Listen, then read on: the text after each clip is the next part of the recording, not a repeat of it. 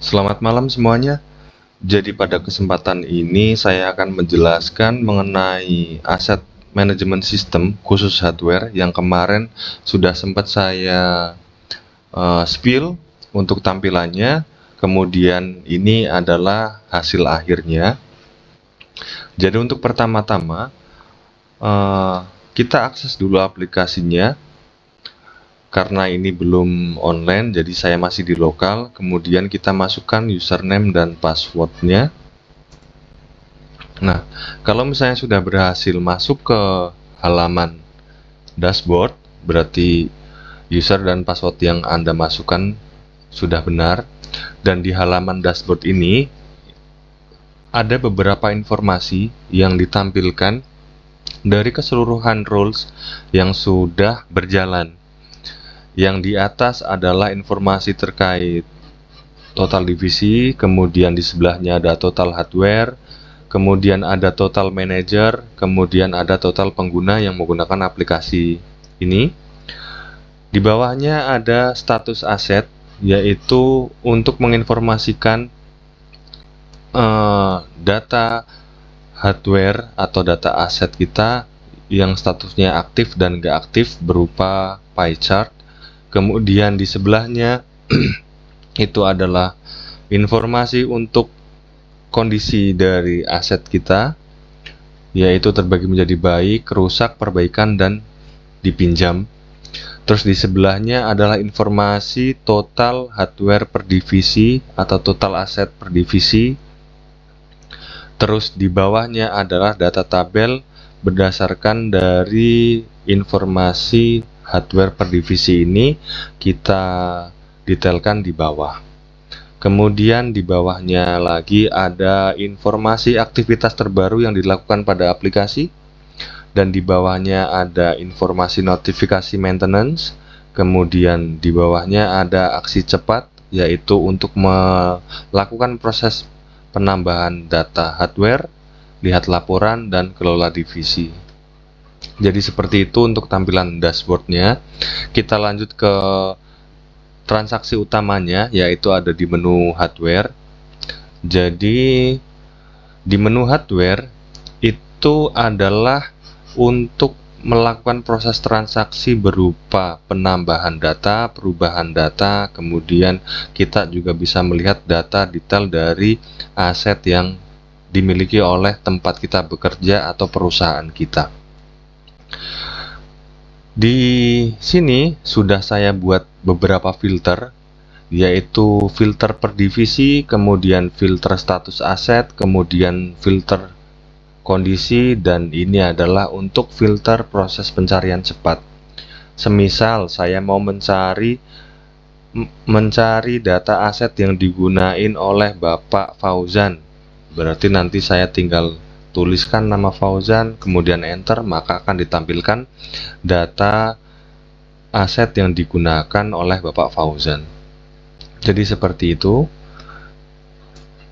Kemudian untuk proses melakukan penambahan data itu kita cukup klik tambah data di sini, kemudian kita inputkan nama barang, merek, tipe, kemudian serial number, dan tanggal pembelian, serta masa garansi. Ini untuk informasi umum.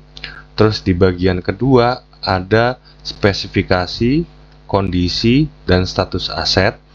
Dan yang ketiga adalah penempatan dan pengguna. Di sini ada kolom divisi, kemudian lokasi di mana, penggunanya siapa, dan catatan. Kemudian di sini adalah untuk melakukan proses upload aset kita. Kita tinggal klik, kemudian pilih aset, maka akan ditampilkan seperti ini. Ketika semua kolom sudah terisi, maka tinggal klik simpan. Jadi seperti itu. Sebagai contoh, saya coba ubah data untuk data yang digunakan oleh Bapak Cesario. Nah, di sini ini adalah foto asetnya, kemudian informasinya seperti ini. Untuk yang kode aset ini adalah generate otomatis, jadi bagi user penginput tidak perlu menginputkan kode aset karena sudah generate otomatis berdasarkan dari sistem. Terus di sini ada detail teknis dan kondisi. Kemudian tadi penempatan data pengguna. Kalau misalnya mau melakukan perubahan, cukup dilakukan, kemudian langsung simpan perubahan. Kemudian untuk menu ini adalah bisa melihat data detail aset yang dimiliki oleh perusahaan kita atau tempat kita bekerja. Cuma tinggal klik view, maka akan ditampilkan detailnya seperti ini. Seperti itu. Kemudian masuk ke menu divisi. Ini sebagai menu master, nanti digunakan waktu proses penginputan data hardware. Jadi untuk menentukan hardware atau aset tersebut digunain oleh siapa, kemudian di divisi mana, dan lokasinya di mana. Seperti itu. Kemudian kalau mau nambah divisi, kita tinggal tambahkan, maka akan diminta untuk menambahkan informasi sesuai kolom, yaitu kode divisi, nama divisi, lokasi, dan keterangan. Setelah itu simpan, maka data langsung akan dimunculkan di sini. Kemudian ada menu user atau menu pengguna. Ini adalah untuk melakukan proses pembagian user. Kalau di aplikasi ini saya bagi jadi dua, yaitu untuk role admin dan untuk role manager. Kalau untuk role manager, nanti fungsinya hanya untuk melakukan monitoring terhadap aset yang dimiliki oleh divisi terkait. Jadi manager, misalnya manager A, total asetnya berapa, nanti kita bisa berikan data usernya biar nanti bisa digunakan oleh manajer terkait. Kemudian di sini ada menu laporan. Menu laporan digunakan untuk melakukan proses pencetakan data aset. Kita bisa cetak berdasarkan dari data yang sudah kita inputkan. Nanti outputnya berupa PDF dan Excel. Kalau misalnya tidak mau dicetak, hanya cukup melihat saja. Ini sudah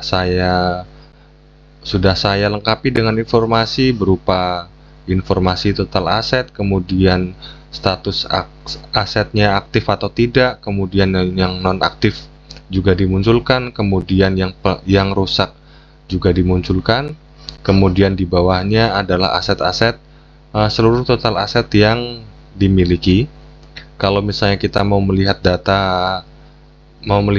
fotonya, kita tinggal klik salah satu foto, maka akan ditampilkan juga.